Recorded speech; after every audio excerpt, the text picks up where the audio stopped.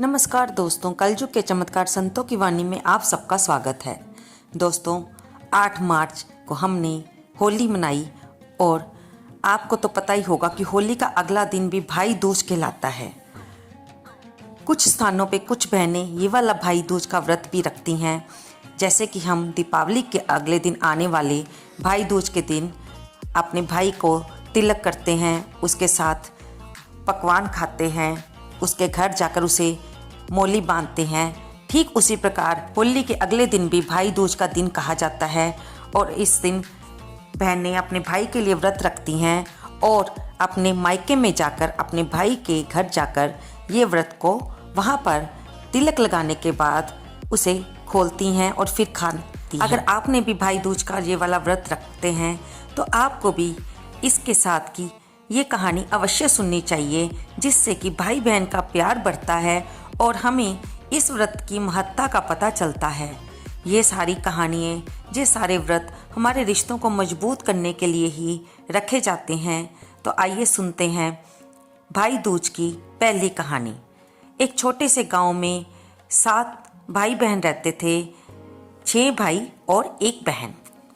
बहन की जब शादी हो गई तो वह अपने ससुराल चली गई।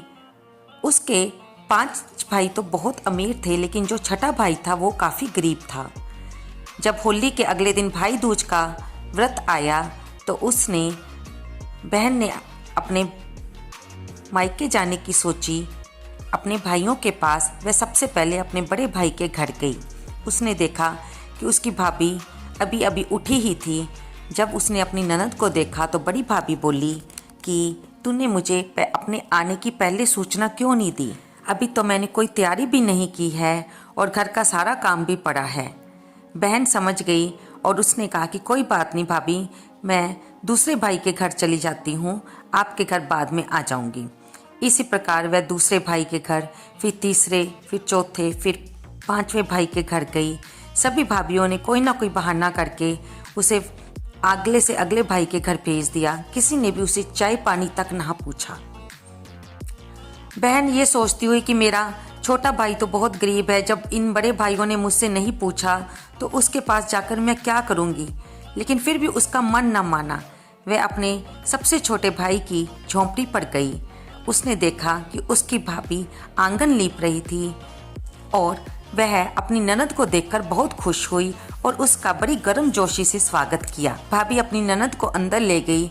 तब बहन ने भाभी को अपने आने का कारण बतलाया कि वह भाई दूज के दिन भैया को तिलक करने आई है और यहीं पर अपना व्रत खोलेगी। भाभी ने, क्योंकि बहन बहुत भूखी थी, सबसे पहले उसे चाय वाला दूध दिया, जिससे उसकी बहन को कुछ आराम आया। उसके बाद भाभी ने उसको गरम रोटी दाल बनाकर खिलाई और बहन ने भी अपने भाई का तिलक करके उसके हाथ पर धागा बांधकर व्रत को खोला। और फिर जब वह जाने लगी तो भाभी ने उसे ब्लाउज़ का एक पीस, उसके ऊपर 10 रुपये और थोड़े से गेहूं के दाने रखकर कहा कि बहन, अभी मेरे पास यही है, कृपया आप इसे ले लीजिए।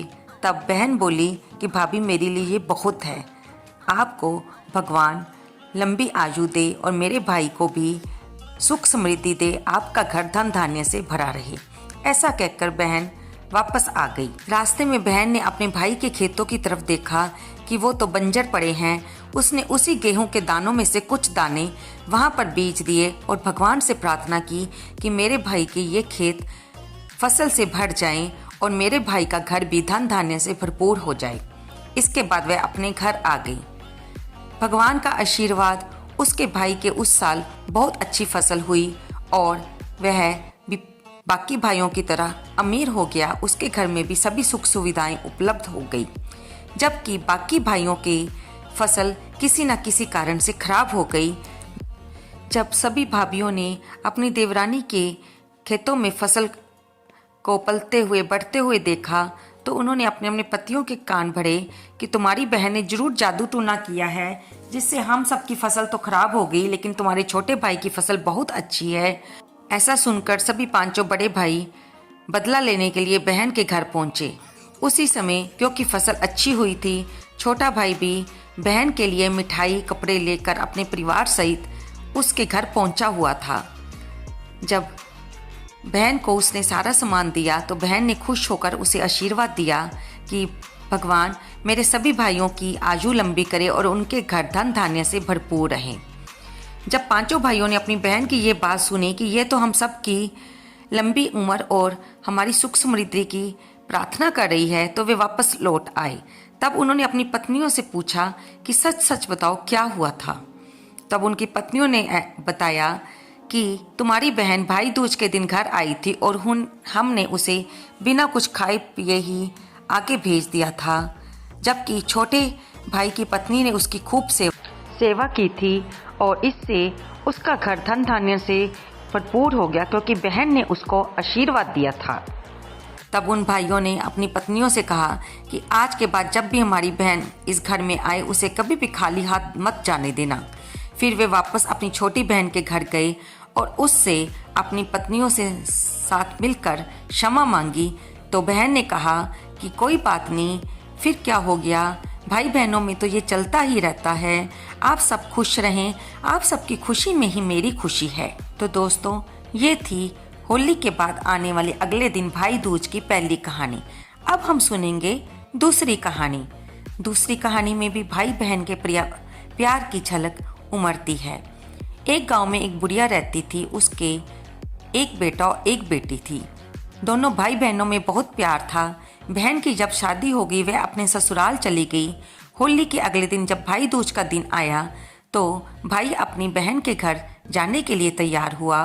तो माँ ने कहा कि बेटे, बहन के घर के लिए कुछ ले जाना, अगर तू खाली हाथ जाएगा तो उसके घर के ससुराल वाले लोग उसे ताना मारेंगे, क्योंकि बहन के घर जाते हुए कभी भी खाली हाथ नहीं जाते। क्योंकि वे बहुत गरीब थे, फिर भी भाई ने कहा कि ठीक है माँ, मैं थोड़ा सा गुड़ लेकर अपनी बहन के घर जाता हूँ। वह गुड़ लेकर अपनी बहन के घर जाने को तैयार हुआ। रास्ते में एक नदी पड़ती थी। नदी जब वह पार करने लगा तो नदी देवी ने कहा कि मैं तुम्हें डुबो दूंगी। तब भाई ने कहा कि माँ, मुझे मत डुबोना, अभी मैंने अपनी बहन के घर जाना है, उसने व्रत रखा होगा, जब मैं वापस आऊँगा तब तुम मुझे डुबो देना।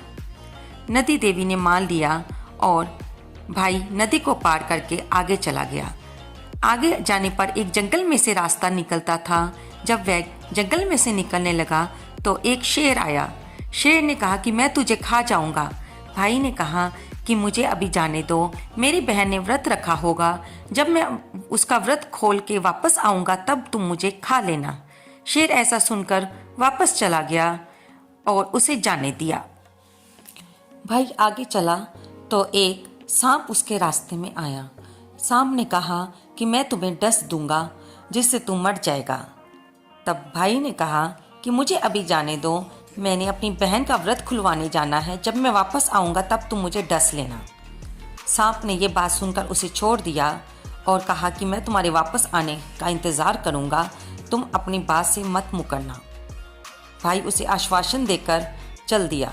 जब वह अपनी बहन के घर पहुंचा, उसकी बहन उसे देखकर बहुत खुश हुई और उसने अपने भाई का तिलक किया और फिर व्रत खोला और भाई को भी खाने के लिए दिया।